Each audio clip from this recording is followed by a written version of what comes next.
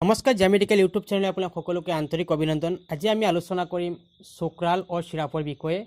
ইয়াৰ use dose side ইফেক্টৰ বিষয়ে আমি বিতংভাৱে আলোচনা কৰিম। যদি আপোনালোকৰ ভিডিঅ'টো ভাল লাগে তেনেহ'লে আপোনাৰ লাইক কমেণ্ট শ্বেয়াৰ কৰি দিব, আন 10জনকো চোৱাৰ সুবিধা কৰি দিব আৰু নটিফিকেশ্যনটো অন কৰি ৰাখিব। চক্ৰাল আৰু সিৰাপৰ ব্যৱহাৰ গেষ্ট্ৰিক আলচাৰ আদিৰ ক্ষেত্ৰত এই সিৰাপ ব্যৱহাৰ কৰা হয়।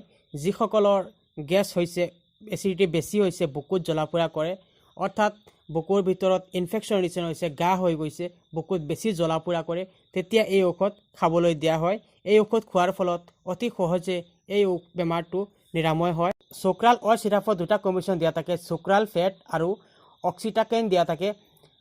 এফেক্টিক জেগা, যিখন জেগাত আপোনাৰ ইনফেকশ্যন হৈছে অৰ্থাৎ গেষ্ট্ৰিক আলচাৰ হৈছে, সেই জেগাডোখৰত বিষ অনুভৱ হয়, তেতিয়া বিষৰ ক্ষেত্ৰত অক্সিটাকাইনে এই প্ৰব্লেম ছল্ভ কৰাত সহায় কৰে। ই এক বহুত ভাল সিৰাপ, যিকোনো ফাৰ্মাচীত অতি সহজে এই ঔষধ পোৱা যায় আৰু ডক্টৰে এই ঔষধ খাবলৈ সদায় পৰামৰ্শ দিয়ে। চক্ৰাল আৰু সিৰাপ এটা বহুত জেনুইন সিৰাপ। কোন পেচেণ্টে এই ঔষধ খাব পাৰিব, কোন পেচেণ্টে এই ঔষধ খাব নোৱাৰিব। প্ৰেগনেণ্ট মহিলাসকলে এই ঔষধ খোৱাৰ সময়ত আপোনালোকে ডক্টৰৰ লগত আলোচনা কৰি খাব। ধূমপান কৰা মহিলাসকলেও ডক্টৰৰ লগত আলোচনা কৰি এই ঔষধ খাব। চক্ৰাল সিৰাপৰ খোৱাৰ নিয়ম 2 চামুচ কৰি 3 বাৰ খোৱাৰ আধা ঘণ্টা আগত। চক্ৰাল সিৰাপৰ ছাইড এফেক্ট বহুত কম, কাৰণ ই এটা লেয়াৰৰ সৃষ্টি কৰে।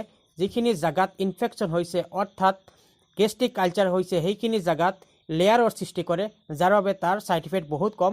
যদিও ছাইড ইফেক্ট হয়, সাধাৰণভাৱে ডায়েৰিয়া, পায়খানাৰ প্ৰব্লেম, এইখিনি সমস্যা হ'ব পাৰে। যিকোনো ঔষধ খোৱাৰ সময়ত আপুনি ডক্টৰৰ লগত আলোচনা কৰি খাব, নিজ ইচ্ছামতে কোনো ঔষধ নাখাব।